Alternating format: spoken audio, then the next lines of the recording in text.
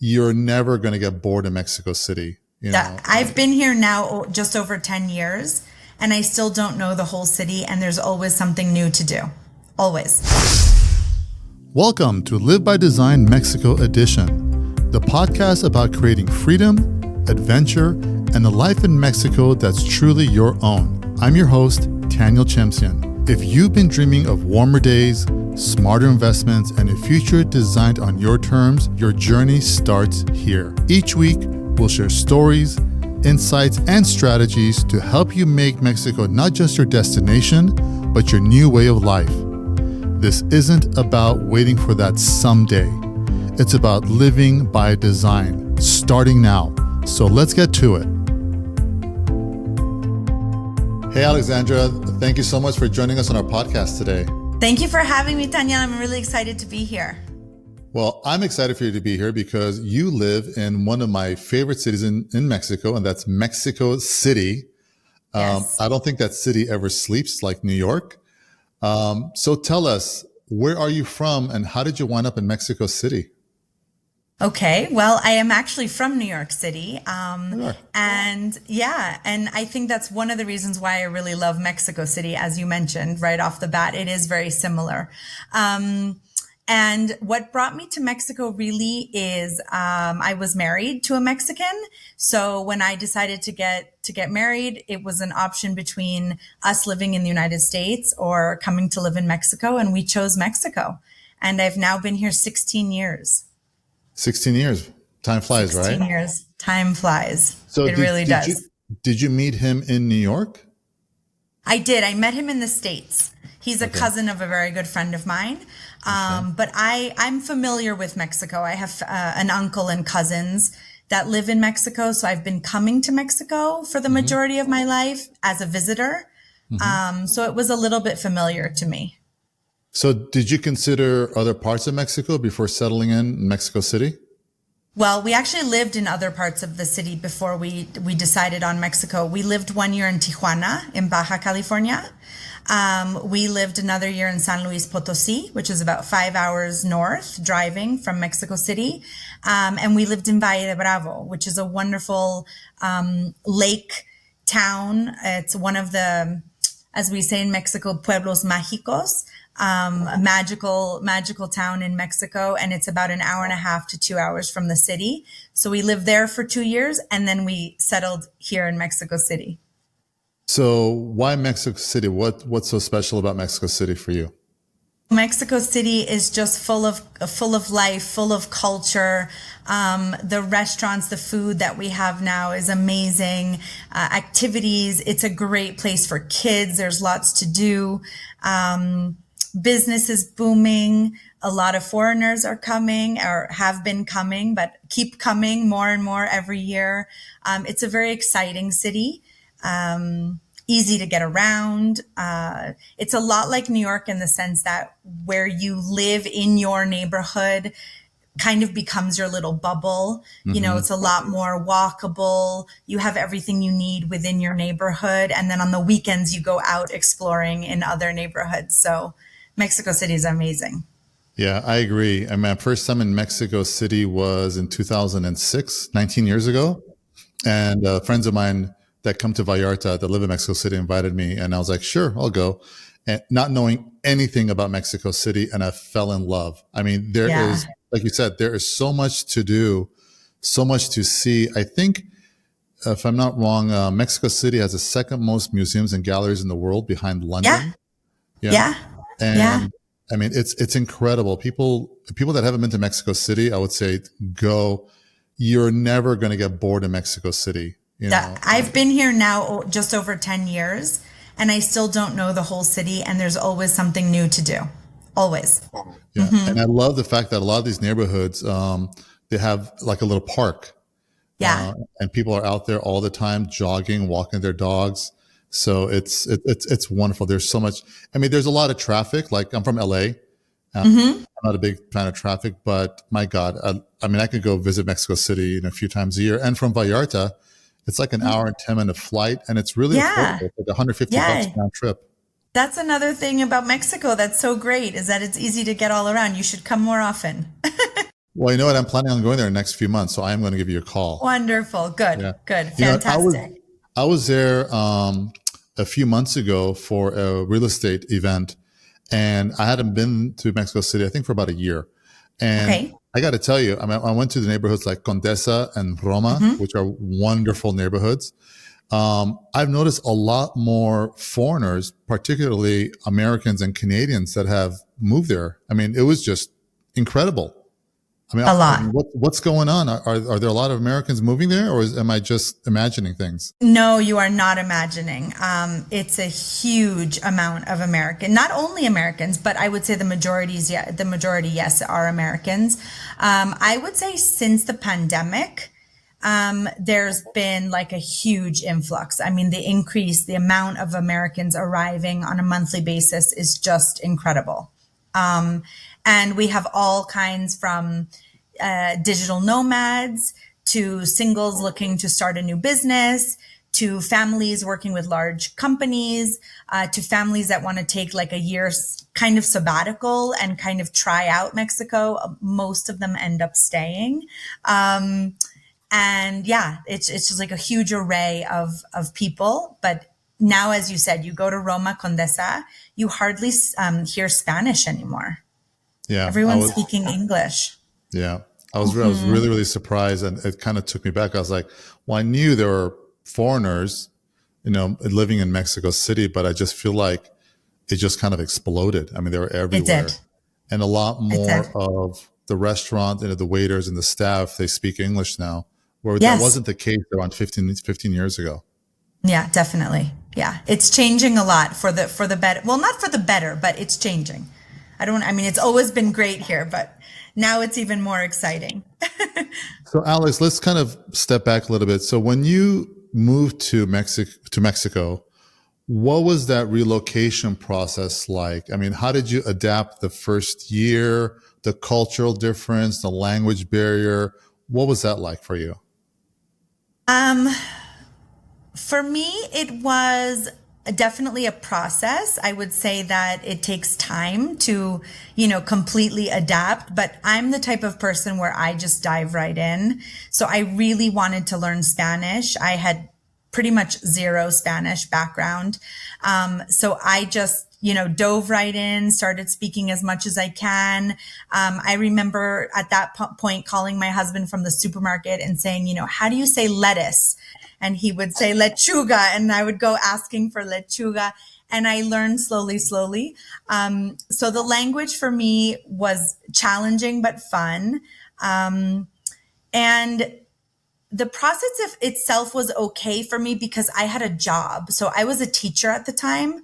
So I had found a job in Tijuana. I knew that was going to be my first stop, kind of landing in Mexico. So I got a job teaching at a British American school. So that became my world at the beginning. I mean, I was in the school. That's where I met people, formed a community, had my students, the parents of the students, and they helped me, to find my way around, to know where to go, all the daily things that you need. They helped me with a lot. So my transition was relatively smooth. And I would say, within the first year, I really felt like I had acclimated to Mexico and I was just thrilled being here. So, Well, Tijuana, like when I was in my 20s, we used to go to TJ on the weekends to party. But there's a lot more to Tijuana than just the party zone, right? So definitely. can There you is a explain? huge party zone that still Well, there's a huge exists. party zone, yes. So could Yeah. you explain to us like what your life was like there? How did you like living? Because you lived there for a year, did you say? A year. A year. So what Yeah. was the year like? How was that for you? And what were the neighborhoods like over there outside of the party zone?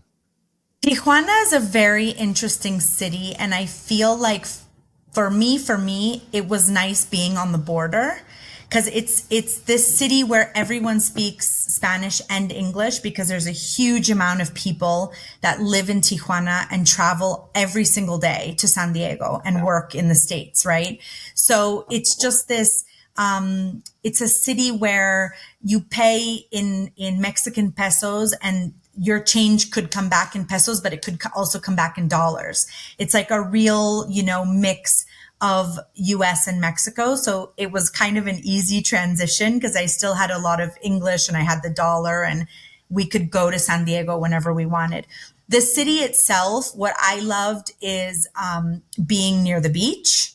That was a huge plus for me. So you have playas at the Tijuana, which is a wonderful residential area right on the beach. You can see San Diego from the coastline. Downtown Tijuana is a bit gritty, like in any big city where you've got the downtown with lots of traffic, lots of people, the local kind of shops, local stuff going on. And then it has parts of the city like golf courses, gated communities, kind of more outdoorsy activities and things like that. And what's also amazing about Tijuana is the rest of Baja, because from Tijuana, you can easily take weekend trips and drive down south and go to Ensenada or Rosarito, or it's just, Baja's just a really amazing, interesting place. You have like desert dry conditions, but on the beach. Yeah. And you have vineyards and you have, it's fun. Well, I went to Rosarito and Ensenada. Actually, I've driven as far south as San Felipe. Okay. But we're talking like back in the late 80s, early 90s. That's the last going from California, just driving straight down. Yeah, from Los Angeles. Yeah. From Los Angeles, my high school friends, we drove down to San Felipe, and I think back then it was like an 8-hour drive. Wow. And I know that, the road was like one way in each direction back then. Going through Baja and it was just desert on both sides. But San Felipe was this charming little village. I don't know what it's like now, if it's blown up. It's changed for sure. More people are choosing Baja. So when you decided to move to Mexico, what did your family and friends think? Did they think you were crazy? My friends thought I was crazy. My family, not so much, only because I have family. Like my uncle, my mother's brother lives in Mexico. So my family was kind of surprised, but very supportive. And it wasn't like so crazy. It wasn't as if I was going halfway around the world. My friends, though, were like, what are you doing? I think that the image that Americans have, if they haven't experienced Mexico, they have this image in their head of what Mexico is like, and it's really not like that at all. So a lot of my friends could not believe that I was actually like permanently moving to Mexico. So have any of those friends ever come down to visit you? They have, and I have 2 that have moved down to Mexico. There you go. Because of you. There you go. Yes. Yeah. So what were like some of the cultural differences that you had to adapt to when you first moved? Let's say your first year that you had to adjust. Let me think. We're going way back because now I feel very Mexican. Well, I'm trying to think. I mean, I would say nothing for me was negative. There were cultural differences, but in a positive way. Like in Mexico, things are very family oriented. So for me coming to Mexico, I saw this beautiful, like on Sundays, for example, a lot of Mexican families get together and have a big lunch, right?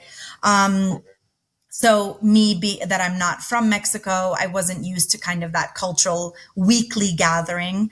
But a lot of times I was invited with, families of my friends and things like that. So a lot more family time, but again, on a positive note, right?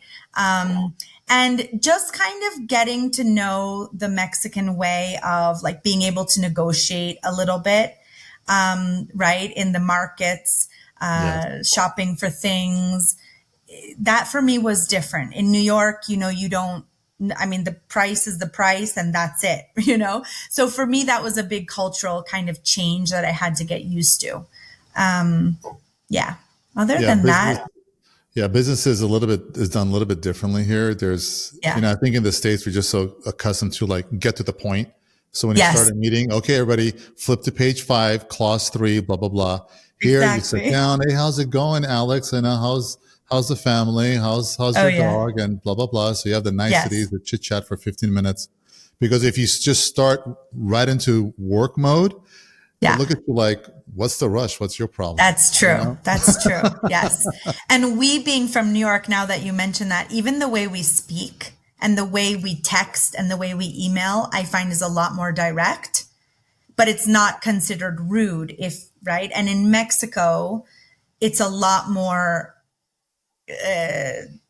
I want to use the A word little salutation would be nice. Hi, Alex. Good morning. How are you? yeah, And then so you it's start. hi, how are you? La la la la la, and then what it is that yeah.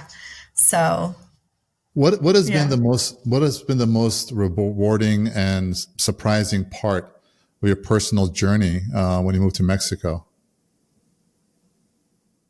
Rewarding, I would say, this has become my home, and I've chosen to stay. A lot of people have asked, why don't you come back to the States?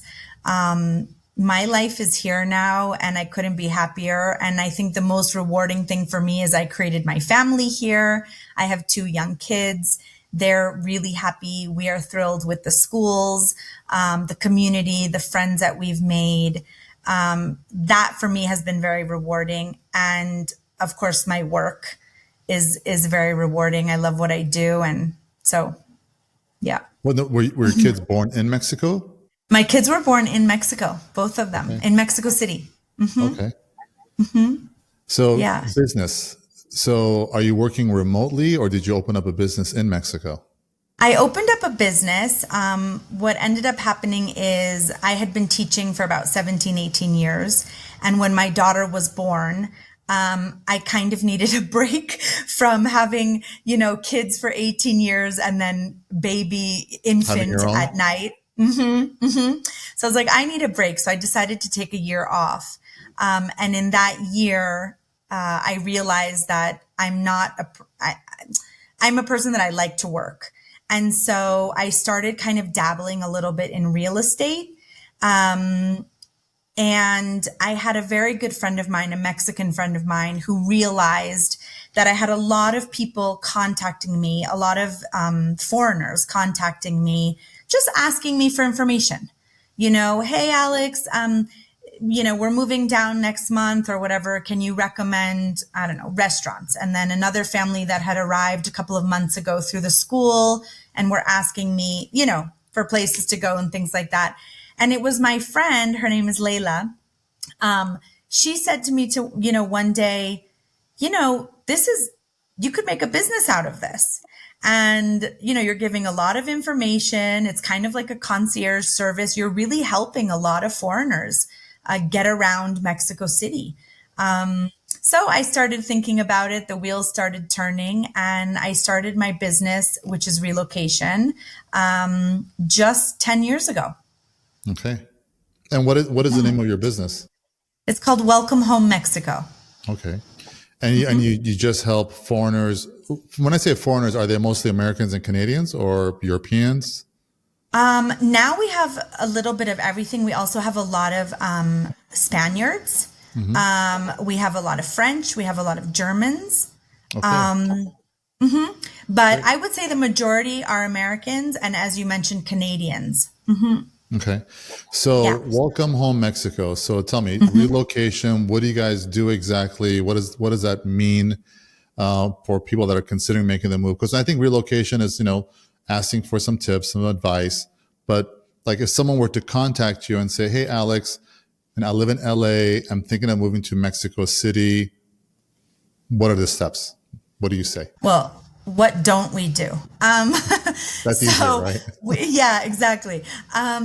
We basically, we're like a very, I want to say, intimate company in the sense that we make a connection. For example, if you have someone coming from LA, we are usually in contact before they even arrive in Mexico. And we help them decide on which area of the city or of the country might be best for them, depending on what they're looking for, what's their lifestyle, are they working remotely, are they working at an office, the whole situation, do they have children, do they not have children? Once we decide on where they want to live, then we go into visa and immigration. So we help them get all their paperwork in order to live and work here in Mexico. We help them find schools for their kids. We set up school tours, interviews, especially if they're non-Spanish speaking, then we're able to help them, translating everything. I would say the biggest part of our business has a lot to do with real estate. So helping people find a place to live. And not only showing them properties, but basically, I have brokers that work with me that hold their hand through the whole process, documents, contracts, everything until they deliver the keys and move in. We help with installing services like the Wi-Fi and the phone lines and anything that they might need in their apartment. We help with opening bank accounts, getting driver's licenses, purchasing cars. The list goes on and on, but basically. Yeah. What don't you guys do? I was saying, right? And we even have that I find to be really special is we started a social group that meets usually once a month, sometimes every other month. And the reason it started actually is because a lot of families that were coming down to Mexico, a lot of times we're coming down. It's not the case so much anymore, but when we started this, it was usually the men that were, the families were coming, and it was the man that had, let's say, to start work 3 days after arriving into Mexico. And so we had a lot of women, some with children, some without children, but who didn't know where to go, didn't know anybody. And so we started forming little kind of like breakfast groups, mommy and me play groups, things like that, so that they could form a community and get to know other foreigners in their area. And then it just exploded because then the husbands wanted to join. So then it started becoming, well, we can't do it in the morning because they're working. So then it became like a happy hour drink in the evening. And now now we do big things. Like we have the Day of the Dead coming up at the beginning of November. And so we usually do a big Day of the Dead event with over 100 people, and everyone gets their face painted like the Katrinas. And it's become, so that I think is also something special that we help with, because one of the biggest things I feel about getting comfortable in any new country is having friends and having a community and people you can, so that I'm excited about that, because that's been going really well for us and people love it. People write me and ask me like, when's the next event? No, that's great. Yeah. Cause you're building, like new relationships, right? You're joining a new community, and you're leaving basically everything that's familiar to you, leaving it behind. And you're starting all over in a foreign country. So that's a great service you guys provide. And especially the social aspect of it, I think it's wonderful. So you said you've been doing this for 10 years now, Alex? Yeah, just about 10 years. All right. So if we look back 10 years, 2015, and the demographics of the people you were dealing with back then and the foreigners you're working with now, has that changed? Are you seeing any differences, or the same group of people? No, it's definitely changed. I would say when we started, all of my clients were large global companies. And it was the companies that were moving people all over the world, as they continue to do. And anybody that was, for example, my very first client was Canon, the camera company. Camera, yeah, sure. And so anytime that Canon would bring people into Mexico, executives, directors, whatever, we would be in charge of helping them get situated from A to Z. And it was companies like Canon, and then L'Oreal, and then big companies that everybody knows. Nowadays, we still have the companies moving people around, but I would say the majority, it's a whole nother demographic. We have a lot of single people working remote. So as we say, digital nomads, that have chosen Mexico as their home base. They travel a lot, so they come in and out of Mexico. They're the ones on their laptops working from the coffee shops. We have a lot of them. We have a lot of young families. So either newly married or, very little children that they've just decided that they want to change and they've chosen Mexico.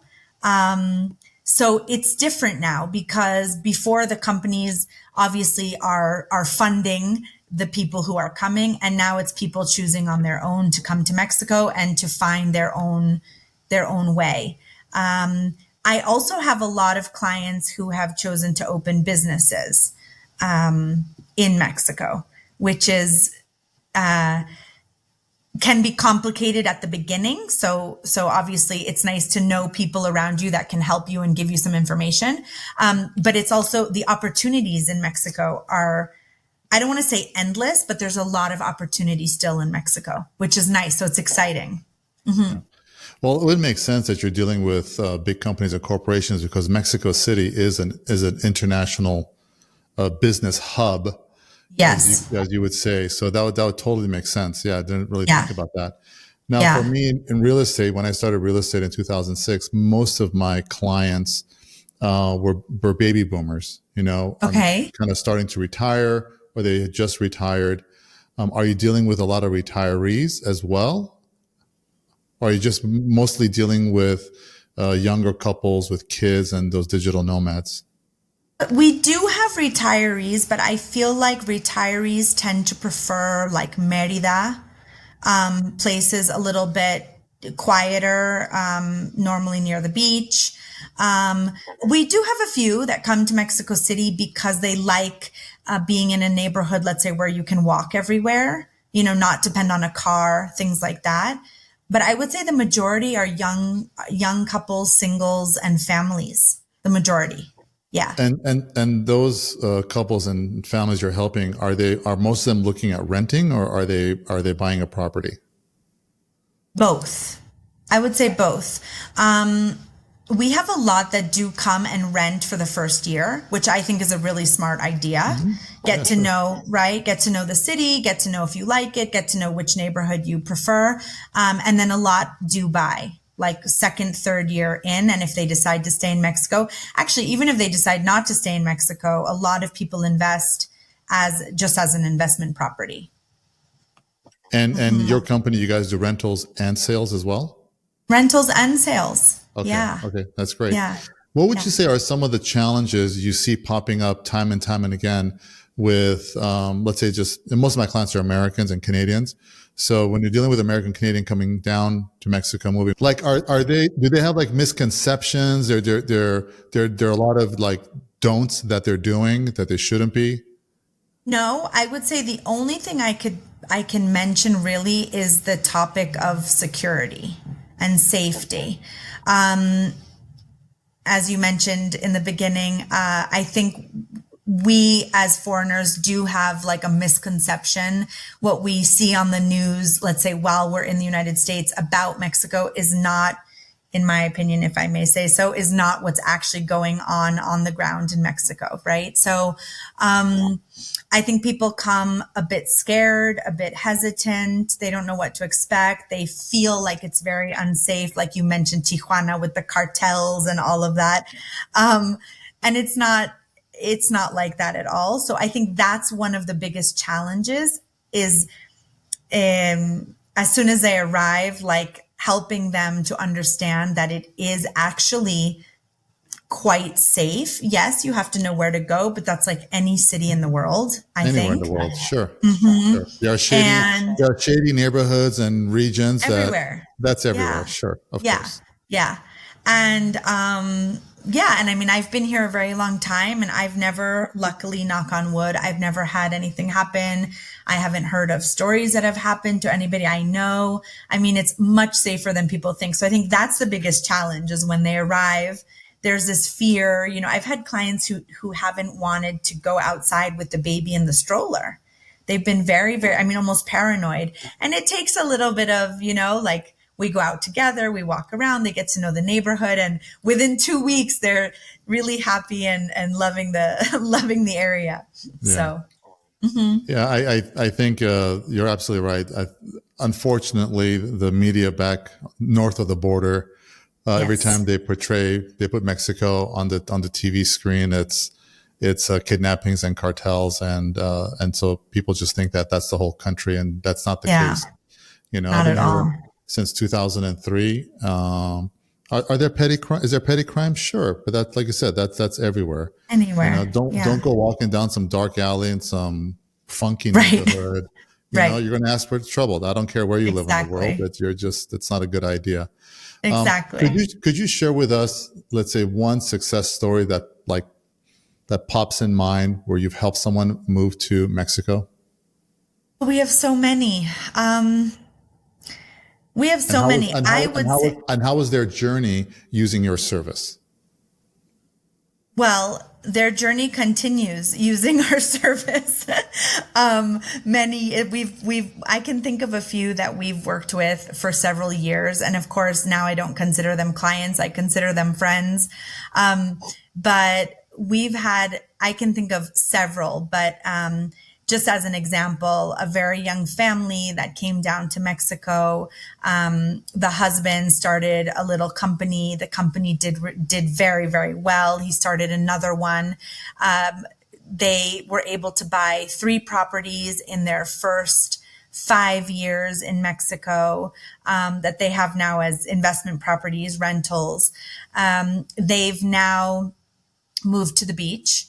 But it's just they had 3 kids. The 3 kids went through the school systems. They had an amazing community. They got involved. They were originally from London, British, and had lived in Colombia before they came to Mexico City. And Mexico just became for them. I mean, I have so many like that where they've just decided, like me, like we've by choice, we've decided to stay and make our lives here. And when I say that we're still helping them, it's because they continue to invest. The properties that they purchased, we are in charge of renting them now to other new, expats that we have that are clients of ours that are coming into Mexico, right? So those properties have become part of our inventory, and they've done so well in Mexico. They have such a great group of people, community. They're involved, as I mentioned, that they're from London. They're involved in the British Chamber of Commerce and with the embassy, and they just have really embraced Mexico fully. Mm-hmm. Well, I got to tell you, I mean, there's more than one land of opportunity. That's for sure. As we've been hearing, we've heard our whole lives, and Mexico is one of them. And, definitely. And you've been there for what, 16 years? I've been here for 100 years. And, not quite. I didn't come down here with a big bank account, but I had the faith that my life is going to flourish here. And thank God, knock on wood, things have been good. And 22 years later, I'm still here, and I'm very grateful for Mexico. So there are a lot of opportunities out there in the world. I think you just have to have the courage, and if you can connect with the right professionals and listen to real sound advice and not just believe mainstream media, because sometimes that's not accurate. Yeah. You'll be surprised. And definitely. And the world is your oyster, as they say, right? Yeah. Yeah. What do you think? No, and hearing your story, you gave me goosebumps. Because I love hearing stories like that. Yeah, well, just like, that couple you just helped. I mean, look at them. They have multiple businesses. They own multiple properties. And that can be one of our viewers, one of our listeners. So definitely, it's all possible. You just have to take the first step. And the whole point of, speaking with you and other Americans and Canadians and other professionals that have made their move to Mexico and are helping other foreigners make that transition is a tremendous service. And, my hope is that people just kind of digest this information so they can, take the next step, and I would recommend, or it's not. Yeah. And I would recommend we have a lot of people that just come visit, we'll be happy to meet. If they meet with someone like you or someone like me and they get to know the city a little bit, whether it's Vallarta, whether it's Mexico City, wherever they go, there are people all over the country, really happy to help. Yeah. Yeah. And that kind of sums it up, so they can make that informed decision and know that there are people like you out there that can help them out and guide them and give them factual information and not just listen to gossip and BS, Right. some of the mainstream media, right? Yeah. So someone that's sitting on the fence and is thinking of making this move, what would you say is the first step they need to take? Bite the bullet. No. Yeah. Honestly, I would say the first step is if part of the fear and part of the reason of being on the fence is because it can be a bit overwhelming, what do I do first? Where do I go? Then honestly, give me a call. I'm happy to have a conversation with somebody. I think just getting the first steps, getting the information that you need, right? And having kind of like a plan of action, I think helps everybody, it makes the decision a little bit easier, a little bit more comforting. And